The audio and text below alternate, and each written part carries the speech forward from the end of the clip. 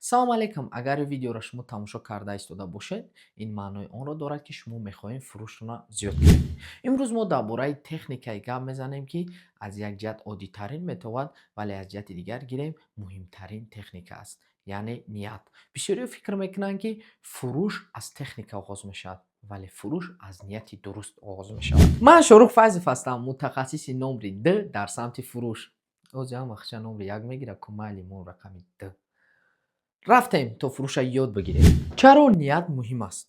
Як бор пеш аз он ки ба клиент шумо менависед, ба худатон савол тиҳед: ман ба кадом мақсад ва ба кадом ният ҳамин одамда менависем ё ки ҷавоб метиҳам? Аксари одамо фикр мекунанд ки барои плана задан, барои пул кор кардан ма ҷавоб тиҳам, и табиа, и чиз нормалия.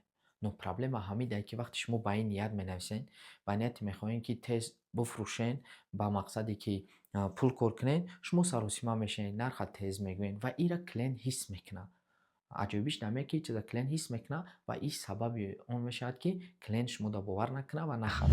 Мисол, фарз кардем шумо диван мефурӯшед, курс мефурӯшед ё ягон чизи дига мефурӯшед. Вақте клиент менависад ки нархаш чанд сомон аст, шумо гирифта каталог рӯй мекунед ва нарха мегӯед ки ҳамин қадар аст. Ё ки агар курс бирава мегӯем 5000, 3000, 10000, ё ки ягон чизе бошад каталог рӯй мекунед. Ё фарз кардем шумо мошин мефурӯшед ё ки хона мефурӯшед, даром нарх мемонад, як чизи дига даром нарх мемонад. Хулоса, ана дар инҷа дар аксари ҳол шумо ниятон ҳамине ки нарха пурсид, ман гуфтам шуд буфурӯшам.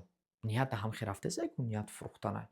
Ва мушкил дар ҳамин пайдо мешавад ки шумо вая нафаҳмидем ки вай чӣ хоҳиш дорад, чӣ ният дорад. Агар фарз кардем шумо диван буфурӯшед, пеш аз он ки просто вай нарха гуфтан, шумо метавонед гӯед ки барои хона мегирад, барои офис мегирад, чӣ хеле бояд бошад, вай чӣ интизорӣ дорад аз шумо, как минимум мисол.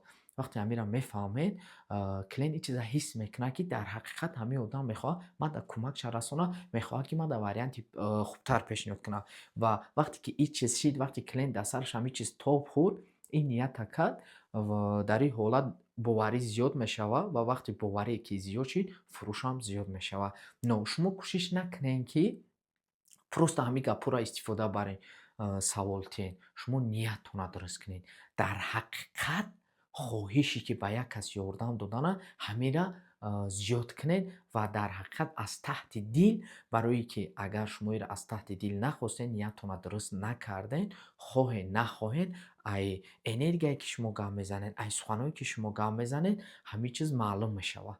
Барои ҳамин қадр ниятонро дуруст кунед. Суханое ки мо дар боло гуфта гузаштем, техникае ки мо гуфтем, ин фақат 1% аст. 99% дигар и амал кардан аст. Барои ҳамин қадр ман шумода вазифа метиҳем. Вазифа бояд вазифа бинависем ки ай ҳама ҷузъиёти муҳимаш ҳамин аст.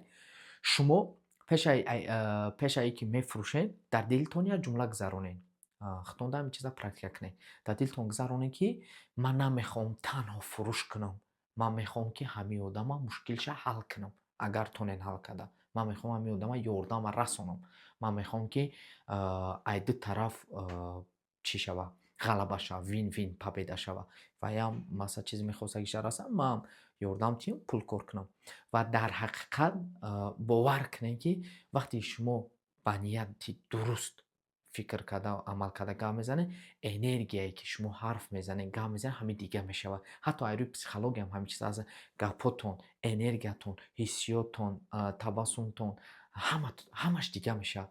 Барои ҳамин қадр шумо як бор ҳамин чиза бисанҷед, як бор не ҳатман бисанҷед, агар камбудиё дар ҳамин қисмат дошта бошед, ислоҳ кунед. Ва дар хотир доред, вақте ки боварии клиент ба шумо зиёд шид, ҳатман фурӯши шумо зиёд мешавад.